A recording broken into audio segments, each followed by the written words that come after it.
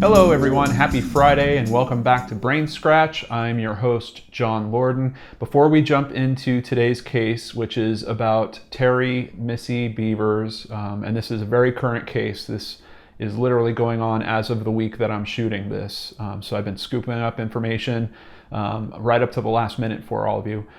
But before we get into that, I wanted to do a couple of quick updates. First of all, you may have noticed that my BrainScratch episode on the Battle of Los Angeles has been set to private. Essentially, what happened there was I got a copyright notice from CBS. They're claiming that because of the 2 minutes of footage that I used from their Smithsonian Channel documentary, that I'm infringing on copyright in some way.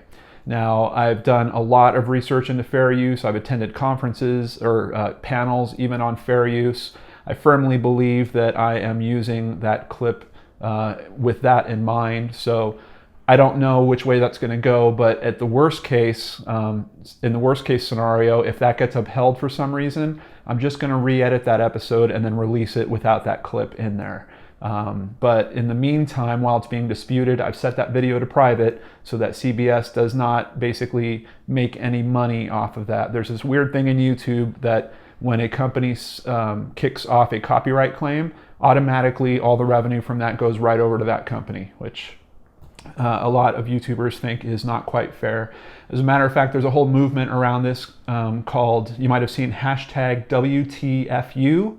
That's not someone cursing at someone else. It actually stands for Where's the Fair Use?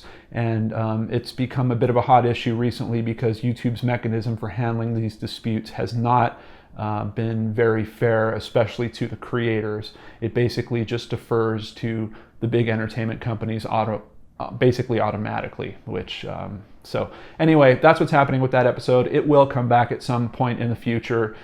So if you're looking for it, I just wanted to let you know because I've had a couple of people ask me about what happened there. Outside of that, just a very brief update on my Holistic Doctor Deaths episode that we just did a couple weeks ago. If you watched that episode, you know a lot of it was about Erin Elizabeth from Health Nut News and essentially challenging this whole conspiracy theory. Is it really something that was just kind of started by her just because she's noticing these doctor deaths and that there really isn't something evil going on in that situation? Well, Erin actually liked the video. I got a notification in my Twitter feed that that video was liked by Erin Elizabeth. So I think that's kind of cool, if nothing else, to know that she watched it. I have been in touch with a radio show. They already wanted to book me to talk about that. I asked that they try to get Erin in that conversation as well. So hopefully we can have a good, healthy conversation about what is really going on in that case, and maybe her or myself might be brought to some new conclusions about the viability of that theory. So, all right, with all of that being said, let's jump into today's case. And first I have to thank Platinum Chopper for bringing this to my attention. You might see him in the comments. He's a bit of a new brain scratcher, but he jumped into this. He had a lot of passion about this case. He sent me a lot of information about this case. And when I started looking into the details, I could see why he was so passionate to get it exposed. And as a matter of fact, the police are actually asking for the public's help in this. So I thought it was very important that we get on this timely, and that's why we're shooting this episode and doing this today. So we're starting here with an article from NBCDFW.com. This is a local NBC affiliate.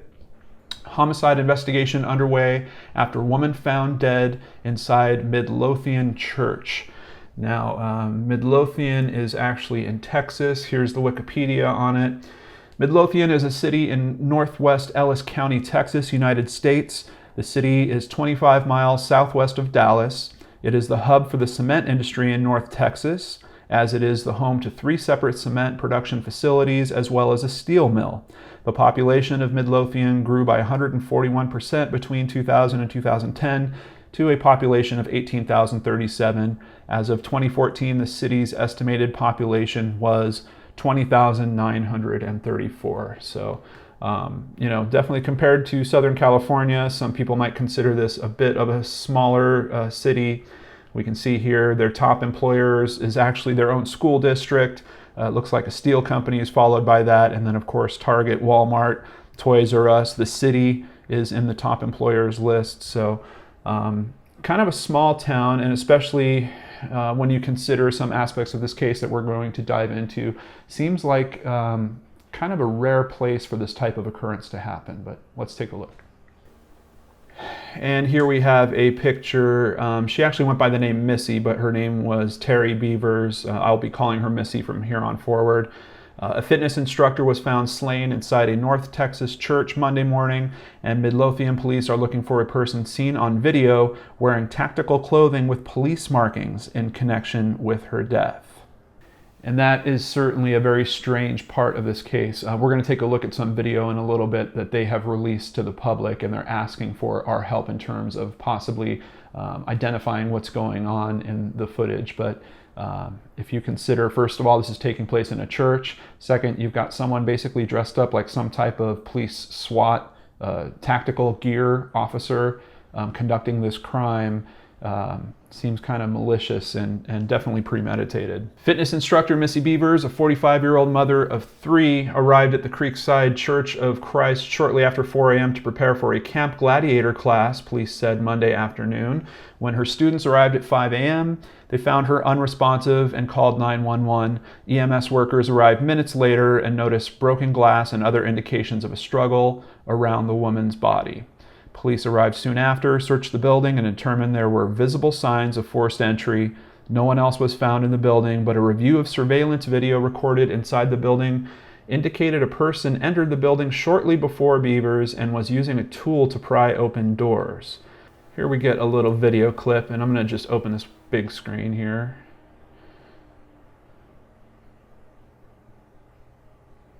And let's just play that one more time.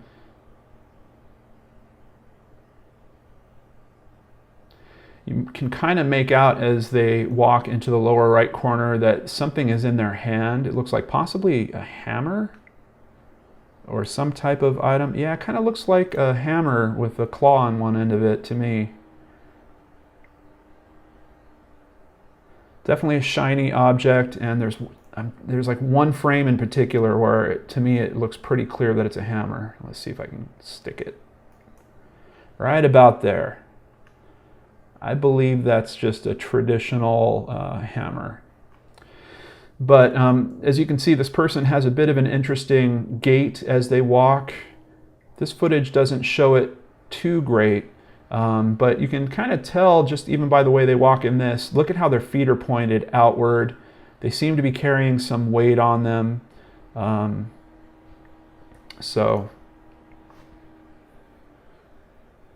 This is our first look of 2 different looks into this case.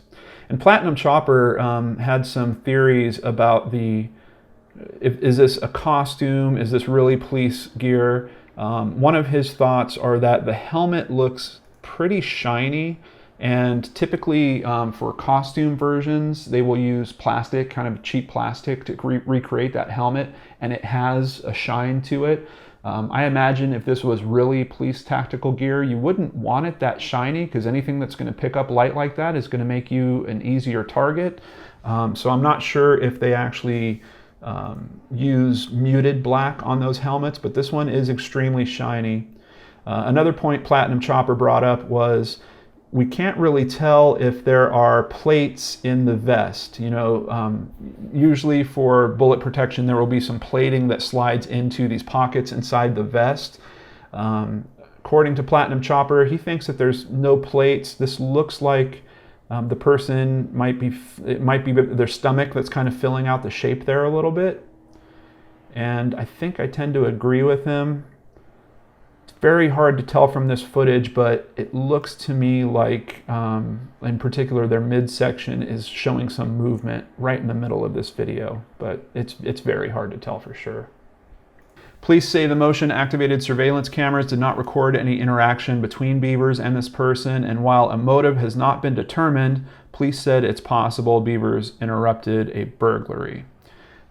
Here's a quote from Carl Smith of the police force. It's just an odd random situation that they would actually happen to come into a building that was being burglarized on a Monday morning. But all scenarios are on the table right now.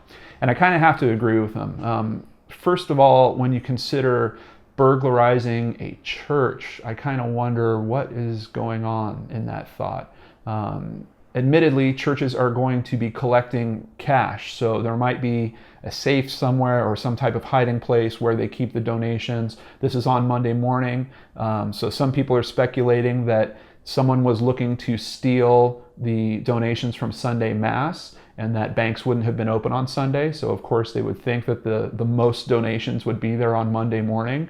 I challenged that theory a little bit because I used to work in retail, and they made us do deposits on the weekends also, and you would just use there was a deposit box built on the outside of the bank that you would just drop the cash right into. You don't have to have a person there to receive cash. So I'm not really certain about that.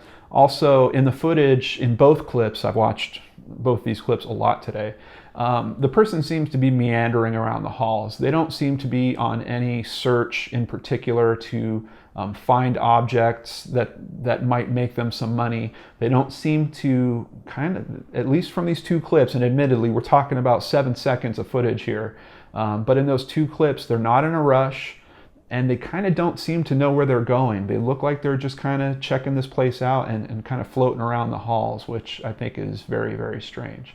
In terms of another burglary scenario, you might think potentially that a church might have some artwork that is pretty valuable, maybe some electronic equipment that is valuable, but then I have to ask you, how is that person going to take those actual items? It looks like they're walking through the church. One of their hands already has a hammer in it, and they don't have a bag of any kind with them.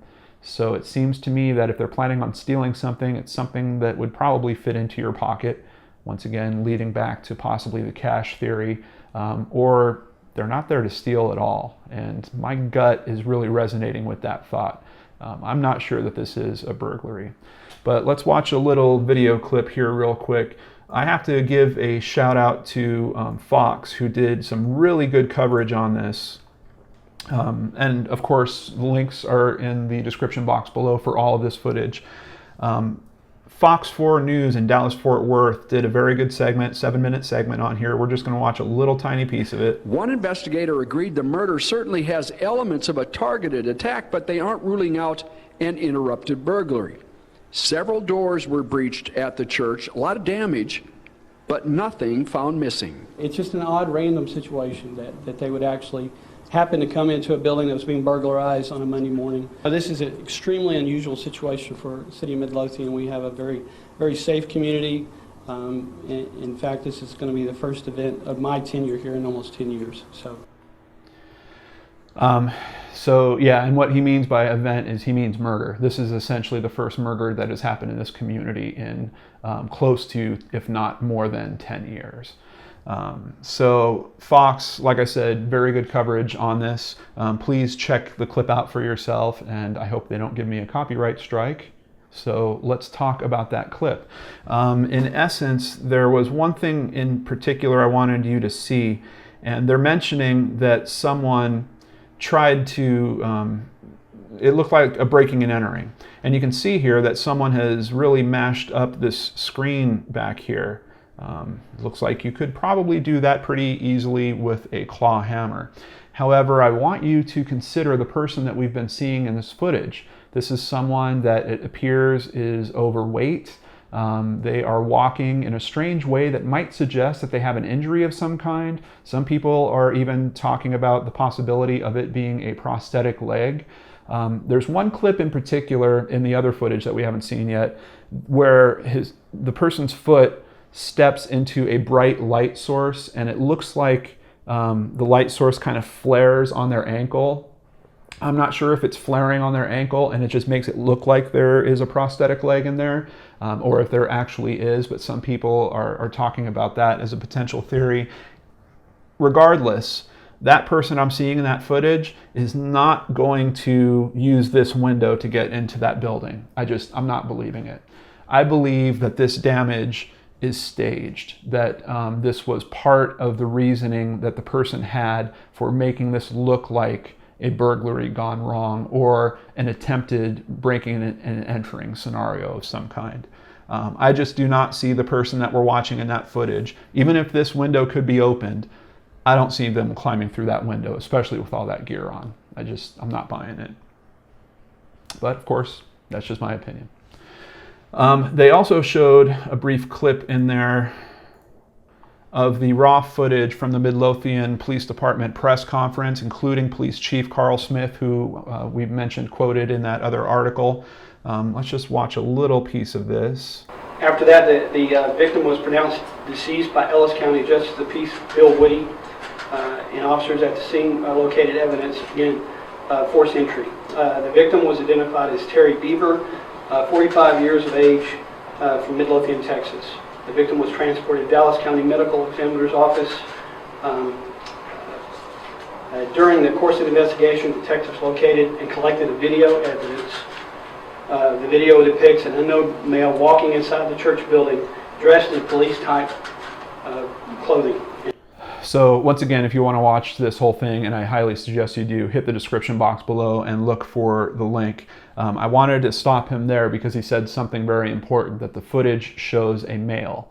And that has become a little bit of a point of contention in this story. A lot of people are discussing, is this a male or is this potentially a female that is dressed up in that costume? One of the things that I had mentioned to Platinum Chopper was the theory about why the walking is so odd. As a matter of fact, let's bring up that second video clip so you guys can watch along with me.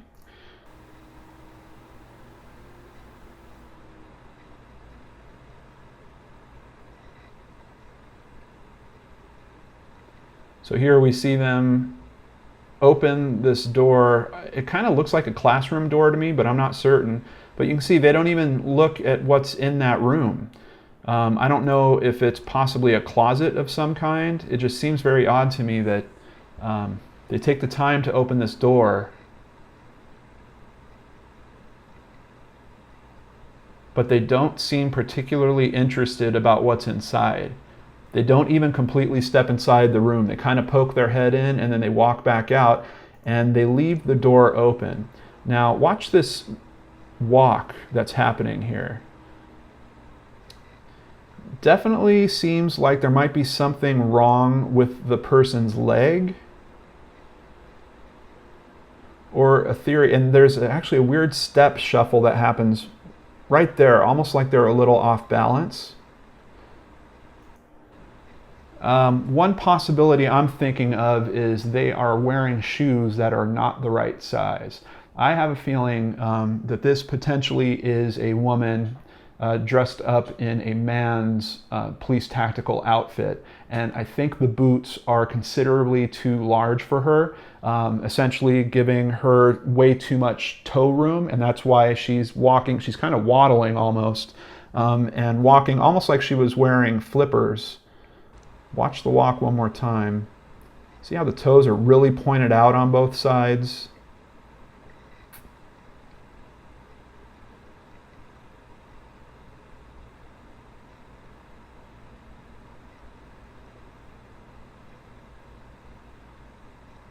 Yeah, and some people have noted that the right foot seems to point out a little more than the left, but I think she's just having trouble walking in these shoes because they don't fit her properly.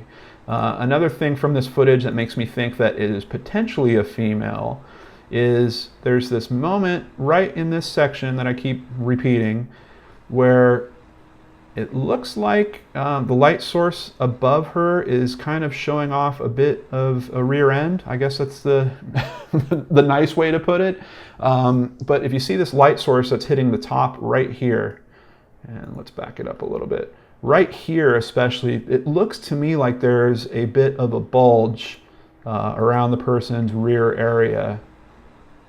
Now, that's not to say that men, you know, can't have butts like that, but combining it with what I'm seeing in terms of this walk, it's feeling to me like this is a woman that has a little weight on her. But once again, just my opinion. Let's continue. Another thing that I spoke to Platinum Chopper a lot about is the possibility of this being a costume? Is this real police gear? Is this gear for airsoft or paintball? And I did some searching online, and it is extremely easy to find components to put together an outfit that looks like this. If you want to go with costumes, or even, for some reason, it seems like Army surplus stores, I don't know if they're selling old police equipment, but there are places that say, you know, this is much better than costume quality. That being said, I couldn't find an exact match for this. It looks like this person has some type of shin guards that are also attached to this. But there was definitely components out there where if I was looking to recreate this costume, I don't think it would be very difficult.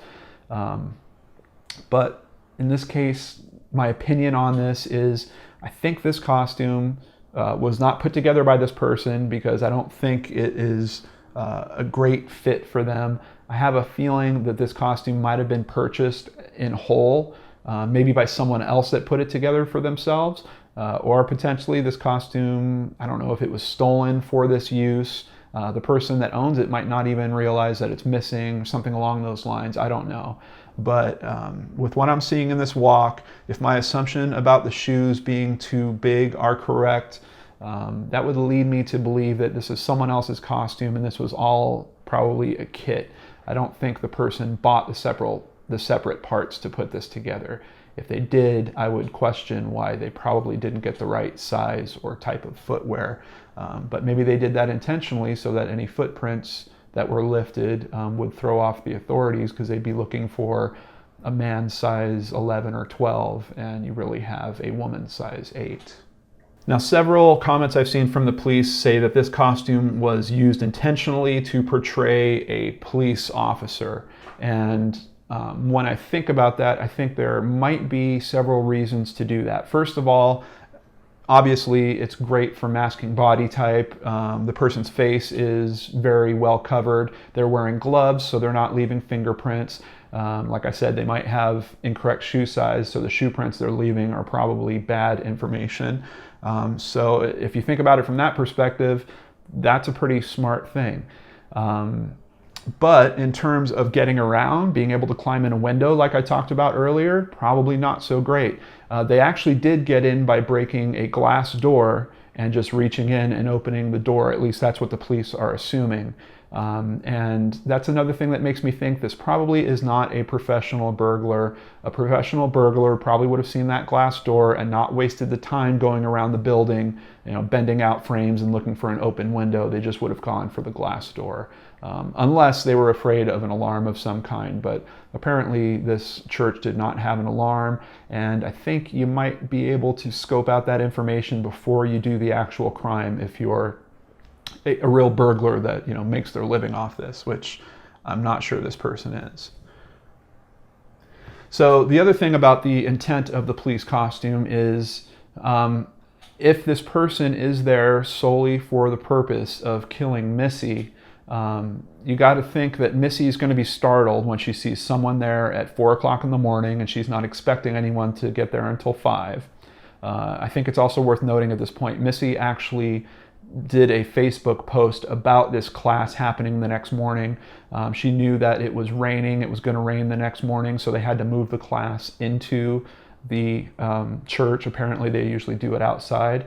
So this person might have been monitoring her Facebook, might have known about that change, might have known this is the perfect situation to do this.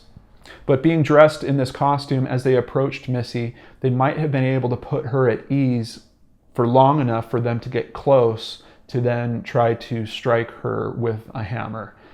So I think this costume being chosen not only does well for obscuring the person from the cameras and leaving bad information at the crime scene or no information in terms of fingerprints, but if this person was intending on killing Missy, it might have helped get her defenses down long enough for her to strike. The other thing is, or long enough for this person to strike.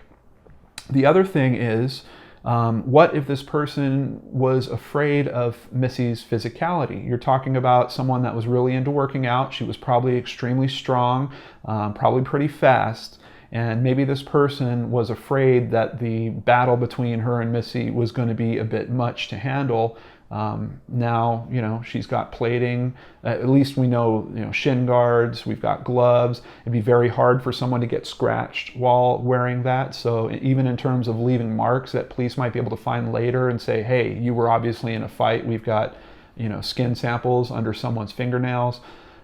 This costume seems to really do very well for eliminating a lot of that threat, which to me feels like the premeditation on this is pretty heavy. I think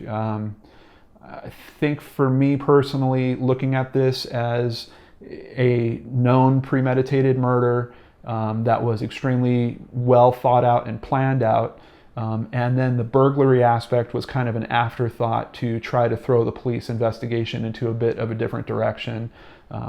And I think that the person didn't think as much about, well, how do I make this look like a burglary? Let's meander the halls, let's open some doors, we'll open a few windows, break a few things, and make it look like we were looking for something. At least that's where I'm at with it right now, but let's continue. Indeed, the media caught on to the fact that the suspect in the death of the Texas fitness instructor could be a woman. So they started talking about this a lot, although I found information that was literally released today, just a few hours ago, that includes a search warrant, and that might not be the case. Essentially, this search warrant is to give police the rights to Missy's truck, to search her truck and all the objects within it, but it also gives some details about what they're thinking. We also know that the autopsy is done at this point, but they are not releasing details about that in an effort to help the investigation. But from the search warrant, on April 18th, 2016, at approximately 500 hours, Midlothian police officers responded to an unresponsive person at Creekside Church.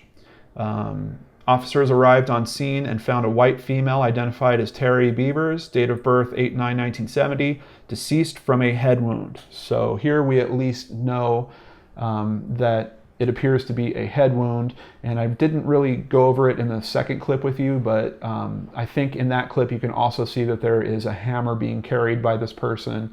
Once again, for me, I'm looking at this situation. A person shows up, they've got a hammer in their hand, they're walking around using the hammer to bust up some stuff while they're waiting for her to show up. She shows up, they say, hey, I'm with the police, there's been an attempted break-in here, are you okay? And as they walk up to her, that's their striking moment, but those are just my thoughts. Officers on scene viewed the surveillance video and observed a male subject. That's literally what's stated here. A male subject in a police jacket and a helmet walking through the building carrying tools and was shown to be burglarizing this location. I don't know if that's just a little missed factoid that they could use for a affidavit or for a search warrant like this. I don't know if it's that big of a deal or not, but at least according to this official paperwork that was literally filed with the courts today, just this morning, they're saying that it's a male. So I think that's still up for conversation. Once again, calling out the great job that Fox News did. They actually posted the whole unedited clip of Missy Bevers' husband being interviewed. And some people are looking at this clip with a bit of a sideways glance. I have to admit, the first time I watched the clip, I wasn't all that impressed by it myself. I'm not going to run through it right now, but please do me a favor, go into the description box, watch this clip, and let me know what you think about this man's response. This is literally the same day that he heard about it. Now, of course, you brain scratchers are probably wondering, hey, could he be potentially involved in this? He was on a fishing trip to Mississippi, from what I understand, despite the fact that the weather was terrible, and he was even using social media saying, hey, gee, I hope that my plane winds up leaving on time because I'm supposed to head off on this fishing trip. In this interview, he even talks about the fact that he's not on the boat. So I don't know if there was a boat that he was supposed to go on this fishing trip and he wound up not getting on it, but it seems to be the case from what he states in this interview. very sad. There are 3 daughters that are involved in this. They're very young, I think, 15, 13, and 8. So a very young trio of daughters that are affected by this, no longer have their mother around. And he speaks to this a little bit. He says some very nice things about Missy. For some reason, he calls the people going to her boot camp campers, which I've never really heard people refer to people going to a workout class as campers before. But, you know, with where his head's at, who knows? I mean, I say stupid things sometimes, and I'm not dealing with anything near the stress of the situation that he's looking into. However, some people are pretty critical of him, and I think this video footage might not do the best in terms of helping him, but I always like to remind you guys, it's very hard to know how people handle situations like this. When you're in shock, that can affect your body in a very severe way, to the point where you might look like you are being unemotional or somewhat unaffected by what's going on. And then all of a sudden, days, weeks, sometimes months later, you'll have a significant breakdown and it'll all kind of catch up with you. He was quoted as saying that he can't allow himself to be emotional right now because he's taking care of his daughters. And you know, some people would say emotions, they come after you. You really don't get to decide when to process them or not. But like I stated before, many people on this planet handle grief in very, very different ways. So it's hard for me to take those pieces of information and say, hey, there's something here. He might be involved. However, if you're looking at this as a pure investigator, he might be involved. If there was some type of fighting going on there, if potentially there was talks of divorce that were coming up, if maybe he was cheating on her. As a matter of fact, there's even a possibility, this kind of thought, I mean, this sounds a bit like a TV show to me, but I'm just going to put it out there. There is the potential that a mistress could be the one that actually did this crime. They might have worked on that together, given him the perfect alibi by going off on this fishing trip so that he wasn't around, and then she did the dirty work. I don't know, it feels like that would be pretty flimsy and would break down at some point, because at some point he's probably going to want to reconnect with this person, and the police are going to be watching this situation like a hawk, and if they see him, you know, with this woman that has a little extra weight on her and happens to walk funny, I don't know. I really don't know how that can play out. I guess you could also think about the possibility that he might have hired someone to do this. It might be someone completely unrelated to him that he doesn't have to associate with further into the future. But money always leaves a trail. Deals like that usually leave people around behind that know about it. So I'm really not sure how strong that theory is myself either. The good thing about this, I was a bit worried when I first heard about this case, because you're looking at a police department that admittedly, they come straight out and say, hey, look, we don't deal with stuff like this here. And they were going to be reaching out to other organizations for help. Well, thankfully, on Wednesday, Assistant Chief of Police Kevin Johnson said their department is being assisted in the investigation by the Texas Rangers, Bureau of Alcohol, Tobacco, Firearms, and Explosives, and an unnamed second federal agency. So it seems to me like they are getting some pros that deal with this situation a little more regularly, which I really hope will help escalate justice in this case and hopefully bring some good information forward that can help them find the right person and prosecute them. And finally, just for another piece of recent news, this literally was posted just a few hours ago from InsideEdition.com. Cops investigating murder of mom in church ask if anyone recognizes the killer's walk. Cops and FBI agents have kept a close eye on mourners at a memorial service, looking for someone with the same unusual gait the killer can be seen walking with in surveillance footage. Now, they mentioned a memorial service. I don't think they've had the actual funeral for her yet. From what I've heard, that is to happen on Saturday. So maybe they'll have another chance to see if that person shows up there. Police are also asking citizen sleuths across America to study the surveillance video for clues, saying in a statement, "Our desire is for the public to analyze the video to see if the walk and stature of the subject is recognizable." And that's a big part of the reason why I wanted to shoot this video and get this out as quick as possible. I know that since I covered the Brandon Lawson case that I got a lot of viewers from the Texas area. Someone out there, you might recognize this walk, you might know this person, you might know someone that has a costume or the police gear or have seen that before. So in any of those cases, the description box below has the contact information for you to submit tips. And please be sure to share this with your friends in the Texas area. It's getting pretty good media coverage, but like I always say, the media coverage is kind of this flash and then it goes away. YouTube is always around. The comment chains go on and on and on. So this is a very good format for sharing this information, and hopefully we might be able to help bring some light to this. One little tidbit from this article that I wanted to share with you before we wrapped up here. One intriguing tip has already come in from a woman who posted an urgent message to the Midlothian Police Facebook page. There is one creepy guy who is a bodybuilder with an almost nude picture of himself that has followed Missy on Facebook, and he likes to pose in a SWAT team uniform.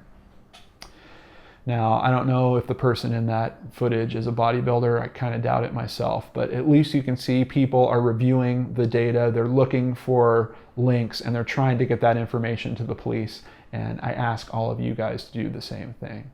Missy was a former teacher of special needs children before she became a mother. She fell in love with fitness after that.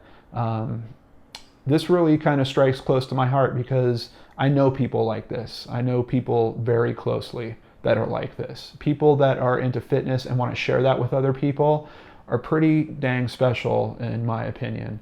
As a matter of fact, I worked in a group where we helped people become runners for 5 years. And, you know, people have to really open themselves up to you to receive that kind of help. And it does build some interesting relationships, which is one other possibility I just wanted to give to you guys before I end this video. Potentially, maybe this is someone that came to her for some kind of help. Maybe they had some kind of falling out. Maybe there's some kind of personal issues at play there that we are totally unaware of and that have nothing to do with her husband or any kind of, you know, television cop drama type story that we can dream up. Maybe there's something that is totally outside of the realm of all that, but the pieces should still be there for good people like me and you to look at and to hopefully make some connections, forward them to the right people, and maybe bring this person to justice. Thank you so much for joining me on BrainScratch. Thank you for all your support around this show and Searchlight. I truly, truly appreciate it. And it's pretty special to me when people reach out to me with these cases that are urgent and that affect them closely, and they're looking for help, just looking for another perspective, looking for some more exposure. I truly appreciate that I have this platform to do that, and I don't have it without you guys. So from the bottom of my heart, thank each and every one of you very, very much. I will catch you on the next show on the Geek and Dorks channel. I hope you have a great weekend. Please, please, please stay safe and take care.